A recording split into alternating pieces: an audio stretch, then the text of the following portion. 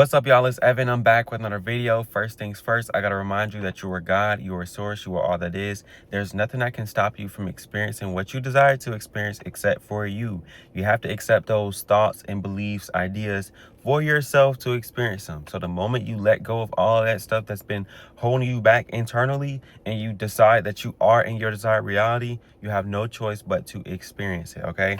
Now, I'm going to walk y'all through 5 Neville Goddard quotes that I think will change everything for you. These are 5 that I picked out of like over 100 that I have saved. So, look, we're going to get into it. I'm going to give y'all some comments, whatever, and you're going to see exactly how this could apply to you and your manifestation.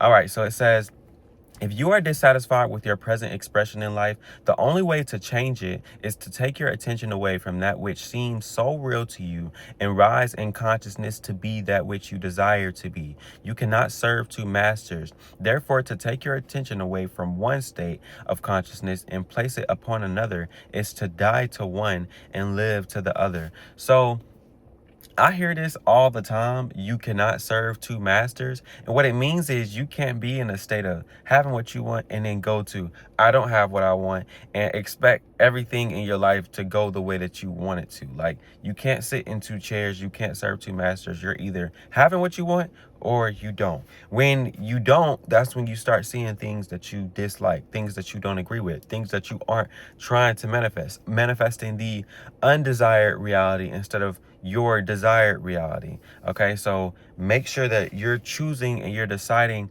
what you want to experience and not like mindlessly accepting things for the way they are. You know, like, you have the power to go within and change everything. Decide who you want to be. You're not necessarily trying to force things into being in your reality around you, but you could change yourself.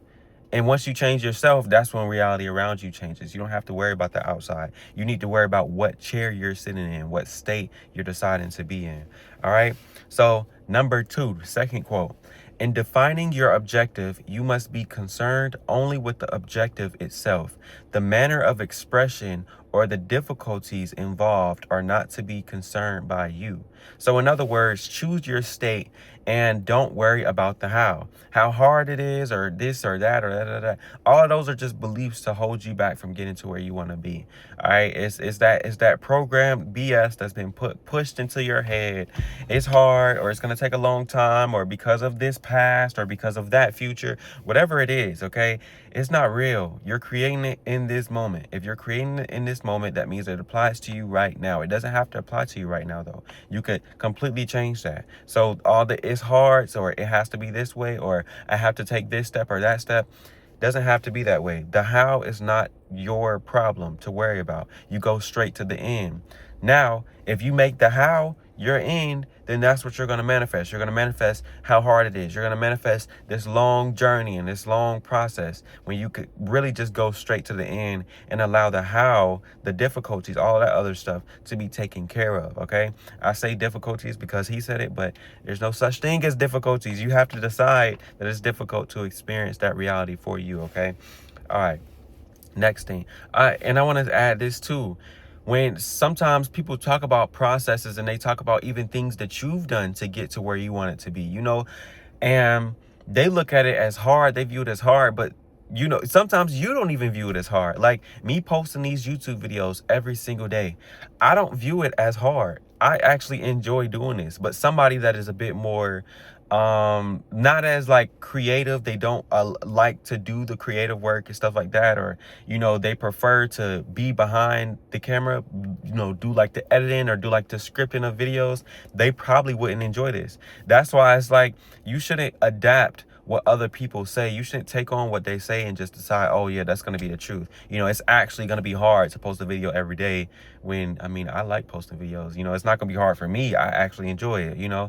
So you know, that's another thing, bro. It all depends on how you view it, because it doesn't actually have to be hard. It doesn't actually have to be the way that everybody else says it is. This is your reality, so it's your choice. All right, the next one. How would I feel if my wish were realized? How would I feel were my wish realized? Okay, how would you feel? How would you feel if everything was taken care of? because that's the feeling you need to conjure up inside of yourself in order to manifest what you want. It is that simple. You enter that state and you are that version of you that is experiencing it. When the feeling is the secret, doesn't necessarily mean you have to feel it emotionally. While emotions do supercharge those thoughts and help embed them into you, you don't have to feel the emotion. You just need to feel like what you're seeing internally is real. Do whatever you can, exaggerate as much as you need to, or see it for as long as you need to feel inside of you that this is actually happening. That's what it truly means, to feel, as Neville Goddard describes it. Not necessarily emotionally. Although emotionally, if you can conjure up that emotion inside of you whenever you're affirming or whenever you're visualizing, that's powerful, okay? Because it's the same thing with trauma. You experience something bad or really good one time, and that's all it takes for it to stick to you, okay? So, you can decide, but supercharging those thoughts and visuals with emotion are always powerful, okay? So ask that question throughout your day. How would I feel if everything was taken care of? How would I feel?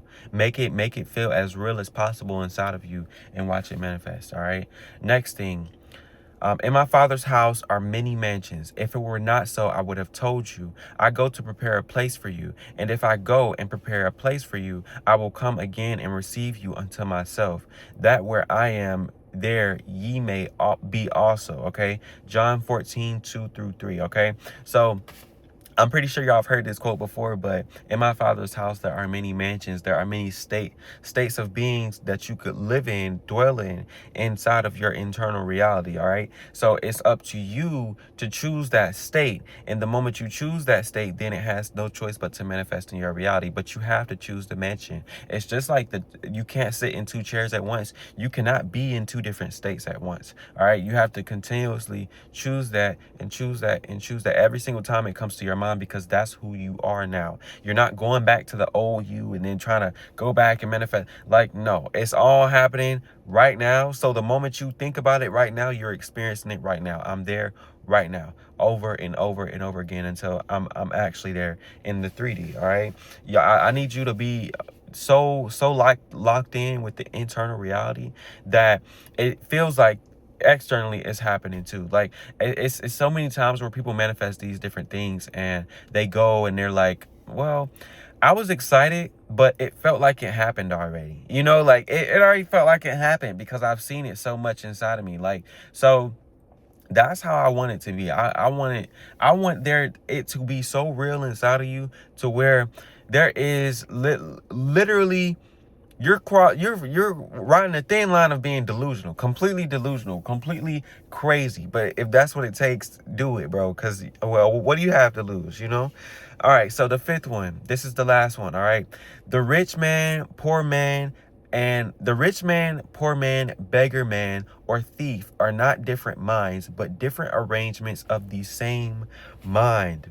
We are all one. We are all one consciousness. We all have the power of consciousness within us, okay? Power of awareness, power of consciousness, the ability to think and speak are equivalent to immortality, all right? I don't know where I heard that quote. But I'm sure one of y'all can figure it out if y'all look it up. But everybody has this power inside of them to change their world. This is why you should only imagine the good for people. He had a quote about that too. But basically, you can be all of these different people. You can be the rich man. You can be the poor man. You can be the beggar man. You can be the thief. It is all the same mind, just different variations of it. In the 3D, there's this thing called duality. And that's where things can be good. Things can be bad. Things can be on one end of the spectrum. You got male, female, old, young. Like, it's all of these aspects of dualism in this reality.